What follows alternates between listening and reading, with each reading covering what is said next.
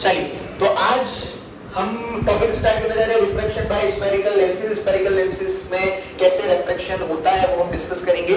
इसके फर्दर आगे का जो चैप्टर है जिसमें हमने रिफ्लेक्शन, मिरर्स वगैरह जो डिस्कस किए थे, मिरर फार्मूला पे क्वेश्चन, मैग्निफिकेशन वगैरह सब आगे वाले वीडियोस में डिस्कस कर रखा है, तो आपको बकायदा डिस्क्रिप्शन में डाल रखे हैं, तो लिंक के थ्रू जाकर चेक कर सकते हैं। अगर आप वो वीडियोस नहीं देख रखे हैं तो ये वाला वीडियो वैसे भी समझ में कम आएगा, तो पहले वो जरूर देख लें, फिर इसको आगे कंटिन्यू करें। तो आपके पास टॉपिक है रिफ्रैक्शन बाय स्फेरिकल लेंसेज। अब देखिए यहाँ पे एक वर्ड लिखा है स्फेरिकल। आप लोगों ने स्फेरिकल मिरर भी पढ़ा है। स्फेरिकल मिरर में क्या पढ़ा था कि एक स्फेयर शेप से कट करके जो मिरर निकाला उसे स्फेरिकल मिरर कहते हैं। स्फेरिकल लेंस क्या होता है? स्फेरिकल लेंस में ऐसा होता है, एक स्फेयर है, उसके दो सरफेस को कट किया जाता है।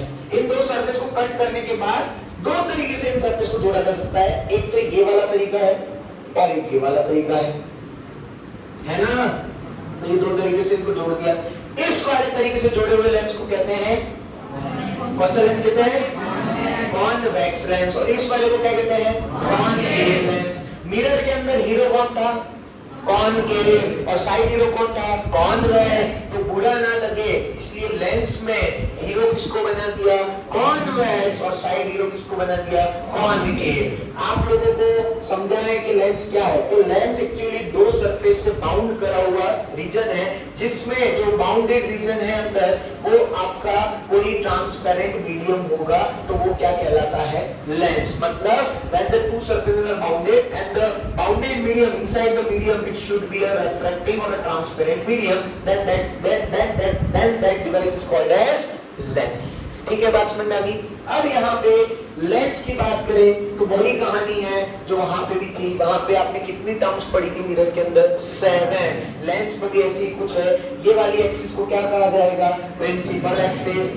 लेंस का अपना एक सेंटर होता है, जो आप इस दोनों कर्व जो सरफेस जोड़े हैं उसके उधर से एक लाइन बनाएंगे, एक लीनियर लाइन, और उस लाइन में जो प्रिंसिपल एक्सिस पे सेंटर बनेगा वो इसका कहलाता है सेंटर, जिसे कहते हैं ऑप्टिकल सेंटर। मिरर में सेंटर कौन होता था? बॉल। और लेंस में सेंटर कौन है? Optical centre. Optical centre. अब देखिएगा यहाँ पे इसके पास दो सरफेस है, एक ये वाला सरफेस भी है और एक ये वाला सरफेस, और दोनों ही सरफेस मतलब हर एक सरफेस के पास क्या होती है?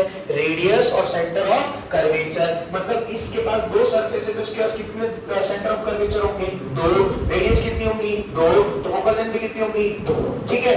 अब यहाँ पे आपको ये ध्यान रखना है, ये एक सरफेस, ये दूसरा सरफेस। इस वाले सरफेस के इस तरफ मैं जनरली डिफाइन करता हूं यहाँ पे सेंटर ऑफ कर्वेचर। तो सबसे पहले एक बार मैं कॉन्वेक्स को डिस्कस कर लेता हूं, कॉन्वेक्स के सारे पार्ट्स को डिस्कस कर लेता हूं।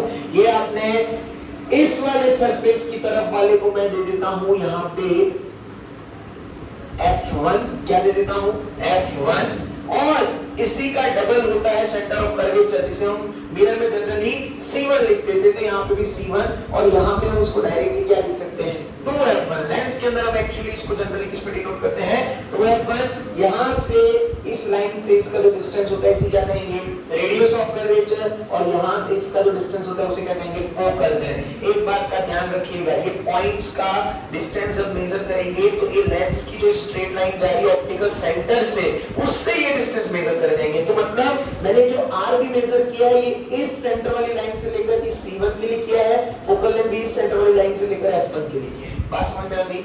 अब इस तरफ ये एक सरफेस है, तो इस तरफ भी आपको क्या देखने को मिलेगा? F2। यहाँ क्या देखने को मिलेगा? 2F2। अब देखो भैया, एक चीज यहाँ पे क्लियर कर देता हूँ, एनसीईआरटी बुक के अंदर ये चीज उल्टी दी है, मैंने ऐसी दी है, उसने उल्टी दी है, कोई फर्क नहीं पड़ता। आपको बस बात ये ध्यान रखनी है चीजों को कैसे कंसीडर कर रहे हो। मैं ऐसे कंसीडर कर रहा हूँ कि हमने साइन कन्वेंशन एनसीएससी पढ़ा था, एनसीएससी में हमने फर्स्ट एजम्पशन लिया था। क्या लिया था? Light is always travelling from left to right side of the pole. हमें वो चीज यहाँ भी लेनी है, तो मैं ऐसा कहता हूँ आप लोगों को हमेशा कंफ्यूजन ना हो, इसलिए जिस तरफ से लाइट आ रही है और जो सरफेस से लाइट पहली बार मिलेगी, यहाँ पे कितने सरफेस हैं? 2। जिस तरफ से पहली बार लाइट, जिस सरफेस को पहली बार मिलेगी, उस सरफेस की सारी चीजों को 1 नंबर में मार्क करना। मतलब ये सरफेस पहला हुआ तो इसका फोकल भी पहला हुआ, 2F1 हुआ, और दूसरे वाले सरफेस को F4, 2F2 लिख दिया। समझ में आ गई बात? सबकी डेफिनेशन वही है जो पहले भी डिस्कस की है।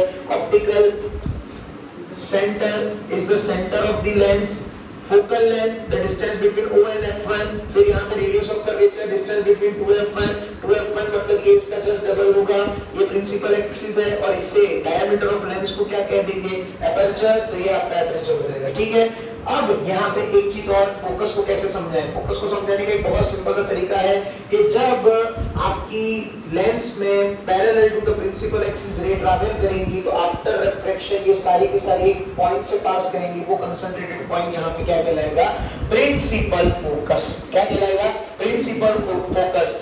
मिरर में भी प्रिंसिपल फोकस या फोकस को सेम बात होती है, कंफ्यूज मत होना। प्रिंसिपल फोकस का मतलब फोकस ही होता है, मतलब प्रिंसिपल एक्सिस पे जो फोकस है उसको हम क्या कह रहे हैं, प्रिंसिपल फोकस। तो यहाँ पे ये हो गया प्रिंसिपल फोकस। ठीक है, ऐसे ही अब मेरे पास दूसरा जो लेंस है वो कौन सा है, मेरा कॉनकेव। कौन सा है, कॉनकेव। तो वही सारी कहानी, ये इसका क्या हो जाएगा, ऑप्टिकल सेंटर। इस बार लाइट यूं आएगी, पहला सरफेस ये होगा, इस वाले सरफेस का सर्कल इधर बनेगा, तो इसका F1 भी इधर बनेगा, इसका 2F1 भी इधर बनेगा, इसका R1 भी इधर बनेगा, इसका F1 भी इधर बनेगा। यहाँ पे F2 और यहाँ पे 2F2।